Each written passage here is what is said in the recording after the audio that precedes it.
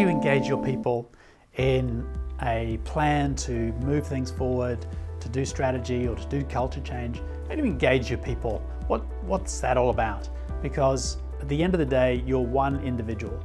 And one individual, you can move the dial, but ultimately the change or the strategy that you want to put in place has to be activated by the people around you. And the broader that cohort, the more successful that it's going to be. So engagement and how to engage people is paramount if you want any kind of success as a leader.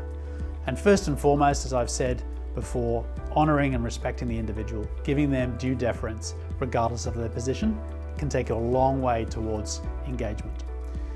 Being open and being transparent is very important. If you run a second set of books in your thinking, if you have a sort of secret squirrel, we tell them something, we'll tell them something else, we won't tell them the whole truth, we'll just tell them this.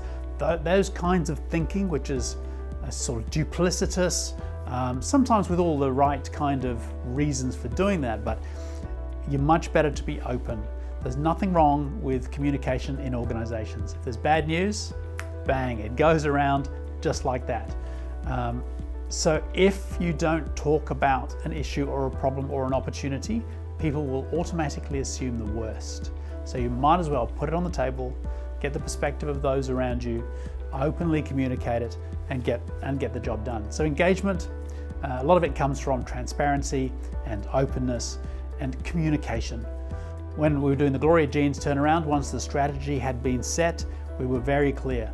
This was what we were trying to achieve. This is what we wanted to do over the next 3 years. This is what we had to do in the next 12 months. We even broke it down to 90 days.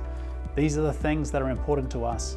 Went to all stakeholders, from the banks to the shareholders, to the team, to suppliers, to customers, to the franchise partners, all stakeholders. We were very transparent on this is what we're trying to do. And then people were engaged in that, somewhat cynically to start off with in some cases, but were engaged with, okay, you sound like you're doing the right things. And then we went back every 90 days and went to those stakeholders and said, this is what we've achieved, this is what worked, this is what not worked. And that built in a huge amount of alignment and a huge amount of engagement across the different stakeholders that allowed the organization to shift surprisingly quickly to where it needed to be. So openness, communicate, and always allow ideas.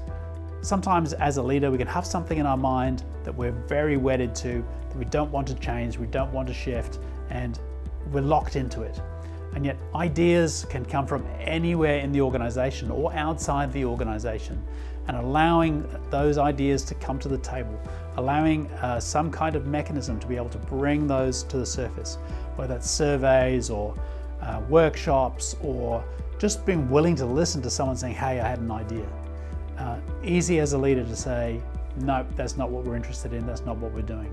But the ability to be able to create an environment where ideas can flow, with meritocracy rules, where the best ideas can float to the surface and get operated on, adds a massive amount of value. So many companies, so many teams leave value on the table because they won't take the innovative ideas because they're coming from the wrong sources, they're coming from the wrong people, they're coming off the shop floor, they're coming off the people who actually know what's going on because they deal with customers every day, rather than somebody in a suit sitting in a large office not engaging with the clients. So there's need to have cohorts of people who can explore ideas and adopt those ideas. And people own what they help to create. The more you can engage people in the decision-making process, the further down the tree you can push the decision-making process, so that the right people are making the right decisions and are empowered to do so. The more effective you are, the more engaged people are, the more productive they'll be, and the better the outcome of your strategy.